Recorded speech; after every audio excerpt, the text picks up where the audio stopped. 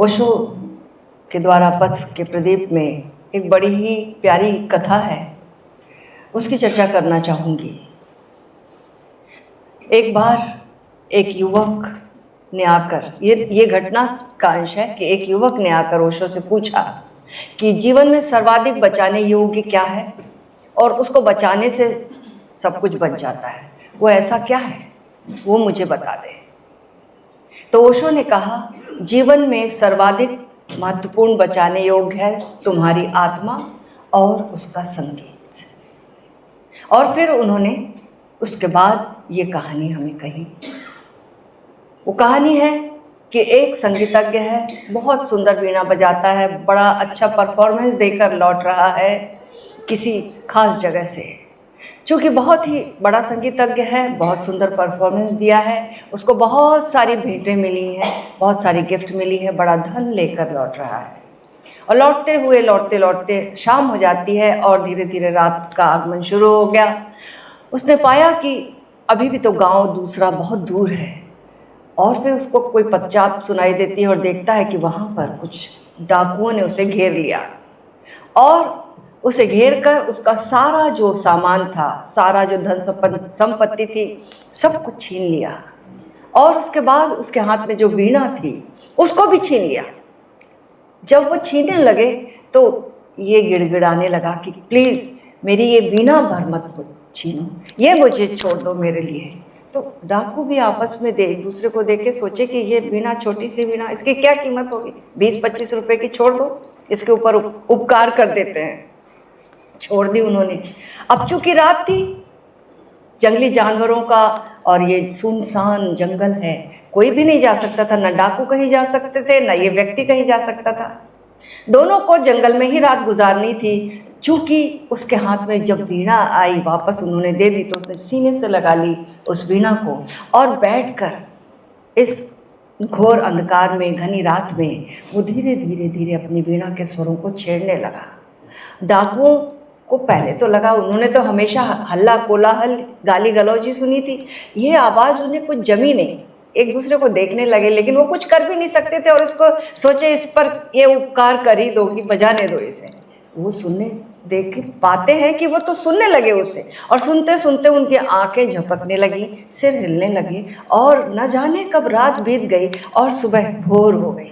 जब भोर हो गई, अब जाने का समय आया, तब उन्होंने आंखें खोली और वो सारे डाकू जो है संगीतज्ञ के चरणों में गिर गए और बोले कि ऐसी शांति, ऐसा सुकून, ऐसा आनंद हमने कभी भी नहीं पाया। हमने इतने धन छीने, हमारे पास इतना धन हो गया, सब कुछ हुआ, लेकिन ये जो आनंद तुमने दिया है इन स्वरों को छेड़कर, इसकी क्या कीमत दें हम यही दे सकते कि हमने तुमसे जो छीना है हम तुमको वापस दे देते हैं। वही वापस कर दिया उन्होंने। ठीक ऐसे ही जब हम अपनी आत्मा को नहीं बचाते हैं, अपने संगीत को नहीं बचाते, तो हमारे जीवन में ये जो डाकू हैं, काम क्रोध लोभ मोह, बहिर्गामी जो ऊर्जा है वो षट्रिपुओं में बदल जाती है। काम क्रोध लोभ मोह ईर्ष्या द्वेष, ये हमारे सारे आनंद को छीने ले रहे हैं, हमारे सुकून को, हमारी शांति को, हमारे स्वर को हमें बेसुरा कर दे रहे हैं, हमें बिल्कुल ही बेचैन कर दे रहे हैं। अब लेकिन अगर हम संगीत को साधने लगते हैं, जिस संगीत की बात ओशो करते हैं, जिस संगीत के बारे में भगवान कृष्ण ने ये 2 दिनों में हमने सुना, उन्होंने जो कहा, उनके जो श्लोक हैं, उस संगीत को जब हम बचाते हैं, अपनी आत्मा को जब हम बचाते हैं, हमारी आत्मा बच जाती है ध्यान से। हमारी आत्मा बचती है, हम जितने जितने हमारा ध्यान स्वयं पर लौटता है, ये हमारी आत्मा का बचाना हुआ।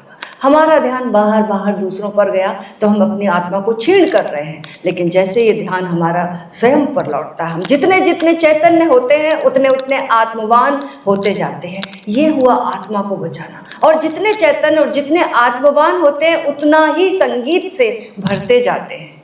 वही संगीत आत्मा का संगीत है, जिसे कि संतों ने अनाहत नाद कहा, जिसे शब्द कहा, जिसे सतनाम कहा, अलग अलग नाम से कहा, ओंकार कहा, नाम अलग अलग, एक ही बात कि वो स्वर जो कि कोई बजा नहीं रहा, किसी कारण से नहीं, अकारण, अनादिकाल से अनंत, ना उसकी शुरुआत है जब हम नहीं थे तब भी वो था, जब हम हैं तब भी वो है, और जब हम नहीं रहेंगे तब भी वो रहेगा। इस सृष्टि का आना जाना होता रहेगा, लेकिन वो स्वर उसके पहले भी है, उसके उत्पत्ति के बाद भी, उसके बाद सब समय वो है, उसकी उपस्थिति है। वह है तो सब कुछ है। उसको साध लिया तो हमने सब कुछ जीवन में पा लिया। एक स्वर को बचाया, हमने सब कुछ बचा लिया।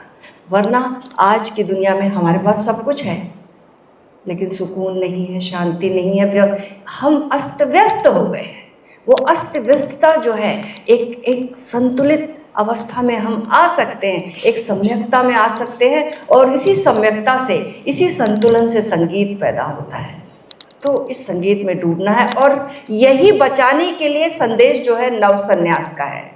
हम आज नव संन्यास में पदार्पण करने जा रहे हैं। जो मित्र, सारे मित्रों के लिए ये ओशो का संदेश है। जब वो एक संदेश देते हैं तो एक युवक के लिए थोड़ी है, हम सब के लिए है, और हम सब सन्यासियों के लिए है ये, कि सन्यास में हमें क्या बचाना है। सन्यास में हमें अपनी आत्मा बचानी है, सन्यास में हमें अपनी आत्मा का संगीत बचाना है, तो सब कुछ बच गया।